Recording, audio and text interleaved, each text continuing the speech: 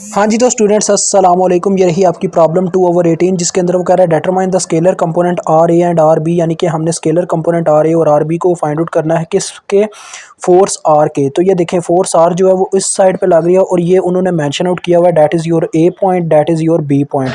यानी कि R A force इस साइड पे लग रही है और आर बी फोर्स ऐसे डाउनवर्ड साइड को लग रही है और कितने एंगल पे लग रही है, 30 डिग्री के एंगल पे और दूसरी 110 डिग्री के एंगल पे। अब ज़रा गौर करो बच्चों, आपको याद होगा मैंने आपको क्वाड्रेंट सिस्टम के थ्रू अपनी चैप्टर 1 की कुछ प्रॉब्लम सॉल्व करना सिखाई थी, जिनके थ्रू हम पैरेललोग्राम का लॉ इस्तेमाल करके एक एंगल फाइंड आउट करते थे जो सेंटर में बनता था।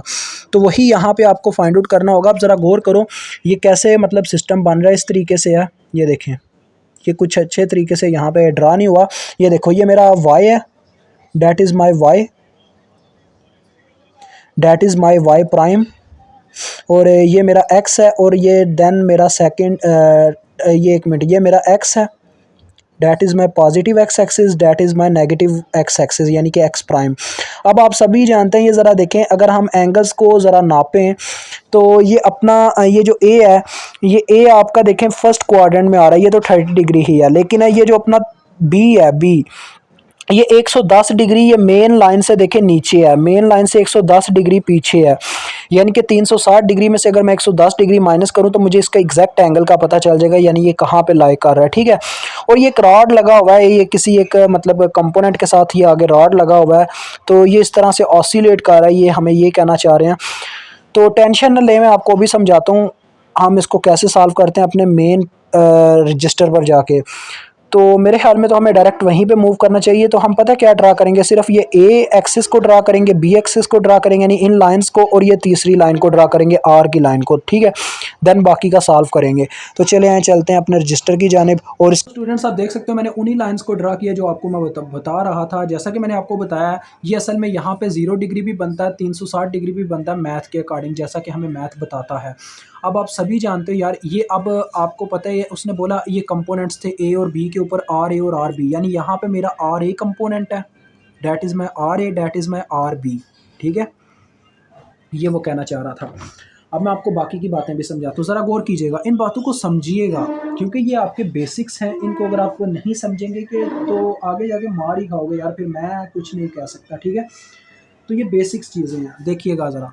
यहाँ पे हम ना पैरेललोग्राम को ड्रा करने वाले हैं, जो कि आपको पता क्या करते हैं, इस लाइन के बिल्कुल पैरेलल में एक लाइन ड्रा कर देंगे। वही सारा कंसेप्ट जो आगे हम इस्तेमाल करते आ रहे थे। ठीक है, यहाँ पे भी वही कंसेप्ट इस्तेमाल होगा।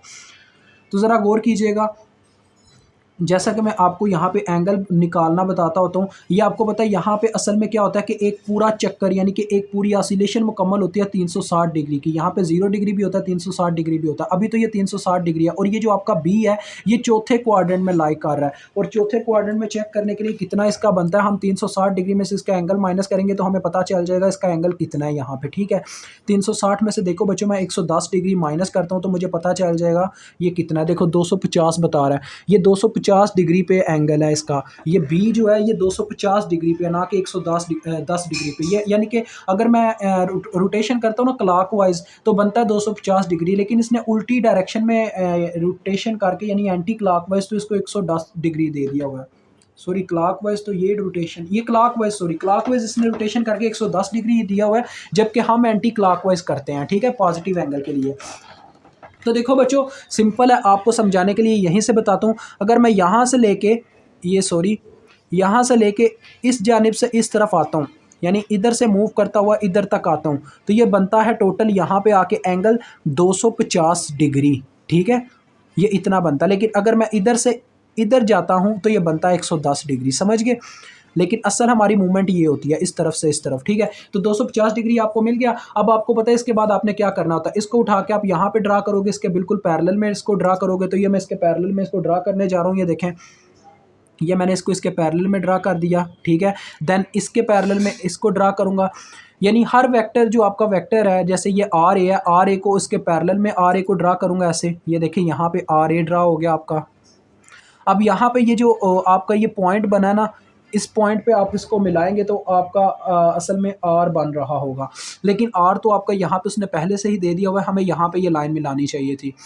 बहरहाल अब क्या ही किया जाए, मुझे मेरे ख्याल में ये शेप दोबारा से ड्रा करनी चाहिए। बच्चों देखो शेप आपके सामने तो ड्रा थी, अब देखें करना क्या था। ये देखें सिंपल आपके पास ना उसने ना 2 लाइनें पहली 3 लाइनें पहली दे दी हुई हैं। एक ए पॉइंट जिस जहाँ पे हमारा आर ए है, ये वाला पॉइंट, ठीक है। एक आपका ये बी पॉइंट जहाँ पे आपका आर बी है, ठीक है। और सेंटर वाली लाइन उसने ऑलरेडी आपको दे रखी हुई है जो आपने ड्रा करनी होती है। पता ना हम वो 2 पॉइंट कॉमन करके फिर वो ड्रा करते होते हैं, उसने यहाँ पे पहले दे रखा हुआ है R = 800 न्यूटन, ठीक है। अब इसको जब मैं यहाँ पे ड्रा करता हूँ तो ये यहाँ पे ऐसे ड्रा होता है, असल में वो ये चक्कर था, ठीक है। जो मैंने यानी लाइन है तो अपनी तरफ से यहाँ पे मेंशन की है, लेकिन आपको ऐसे मेंशन करनी चाहिए थी मेरे साथ। अब ये आपको पता है ये आर बी का मिरर इमेज है यहाँ पे, तो ये हमारा आर बी है और ये आर ए का ये वाला ये नीचे मिरर इमेज है, that is your R A, ठीक है।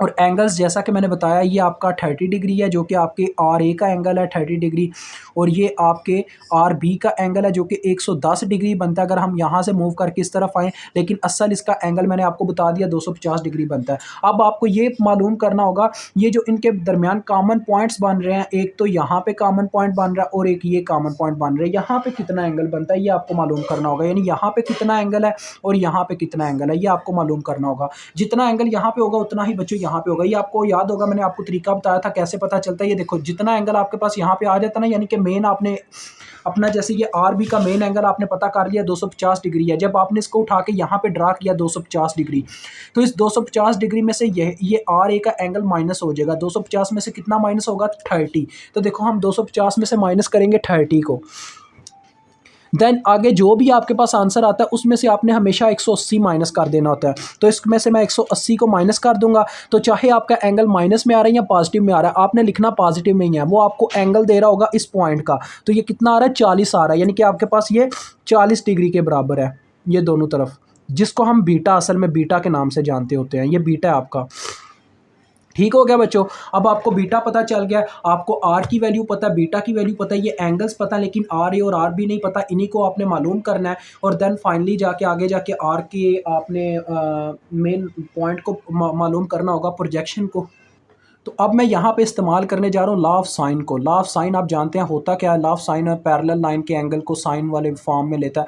अब पहले मैं ये ऊपर वाली ट्रायंगल का इस्तेमाल करूँगा किसको फाइंड आउट करने के लिए, किसी एक चीज़ को फाइंड आउट करने के लिए। लाइक मैं यहाँ पे देखो बच्चों ये जो ऊपर वाली ट्रायंगल है ना ये हम इस्तेमाल कर सकते हैं आर बी को फाइंड आउट करने के लिए, और ये नीचे वाली ट्रायंगल आर ए को फाइंड आउट करने के लिए इस्तेमाल की जा सकती है।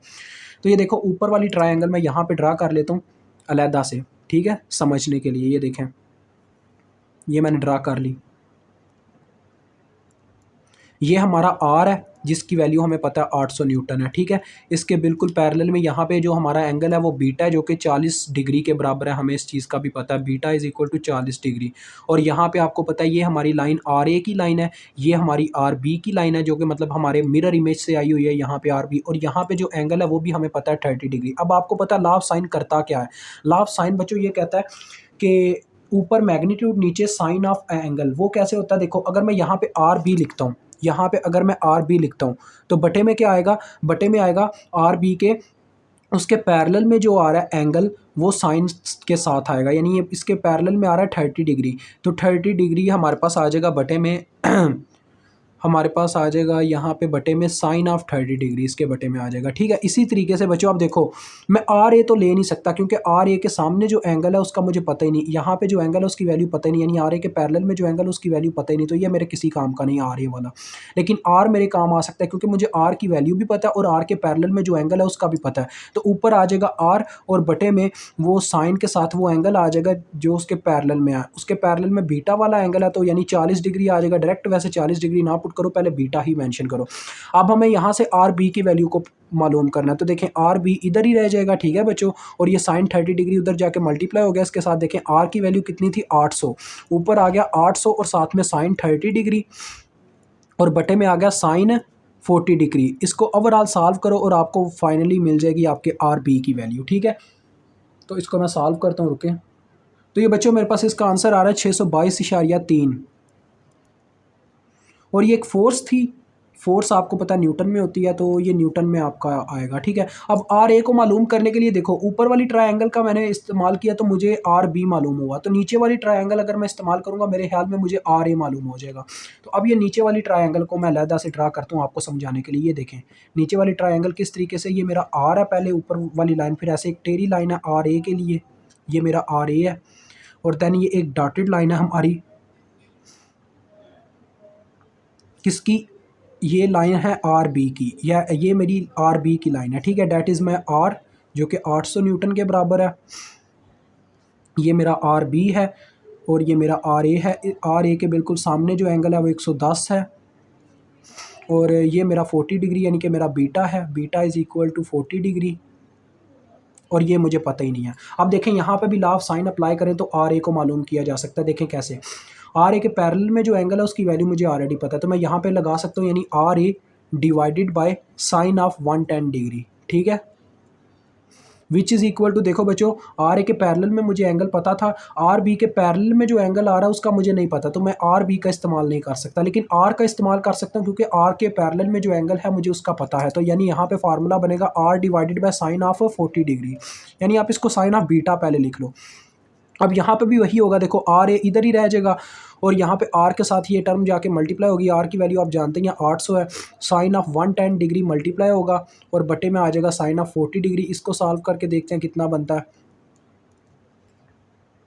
तो ये बच्चों मेरे पास आता है 1169.6, जिसको राउंड ऑफ करें तो 1170 भी बन सकता है, लेकिन आप राउंड ऑफ क्या करें, इसको एग्जैक्ट लिखें 1169.6 न्यूटन, ठीक है, इतनी फोर्स आई है। अब इसने मुझे लास्ट में देखें क्या कहा था, अब ये एक पॉइंट आपका रहेगा जस्ट, जिसमें उसने कहा हुआ है also determine the orthogonal projection P A, यानी ए की डायरेक्शन में जो आर एक्सिस का यानी कि प्रोजेक्शन बनता है उसको आपने मालूम करना है। देखो बच्चों ए की डायरेक्शन में मेरा यानी कि इस तरफ फिर पी ए ऐसे आपने मेंशन करना है, पी ए इसको मुझे मालूम करना होगा। तो देखें ए की डायरेक्शन में ये 30 डिग्री एंगल है, और ए की डायरेक्शन में सिंपल सी बात है, मैंने आपको बताया था ए की डायरेक्शन में कास का एंगल ही सपोर्ट किया जाता है यहाँ पे, तो डैट्स वाई आपके पास सिंपल सी बात है, फार्मूला क्या बनेगा, पी ए का ऑर्थोगोनल प्रोजेक्शन है, और ए की डायरेक्शन में होने की वजह से यहाँ पे आपके पास आ जाएगा अपना, क्योंकि ये इसके बिल्कुल परपेंडिकुलर केस में आ रहा है, और परपेंडिकुलर यहाँ पे पैरेलल के केस में गिना जाएगा आर ए। डैट्स वाई यहाँ पे पी ए का फार्मूला बनेगा हमारे पास आर कॉज ऑफ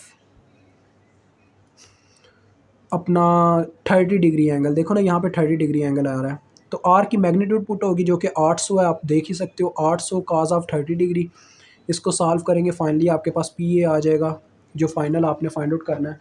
तो ये बच्चों बनता है 693 न्यूटन। बहरहाल मैं आपको एग्जैक्ट इसकी वैल्यू बताता हूँ कितनी बनती है कॉज ऑफ 30 डिग्री से, 692.8 692.82 न्यूटन इतना बनता है। इसको राउंड ऑफ करने से 93 लिखा जा सकता है, बट ये एग्जैक्ट वैल्यू है।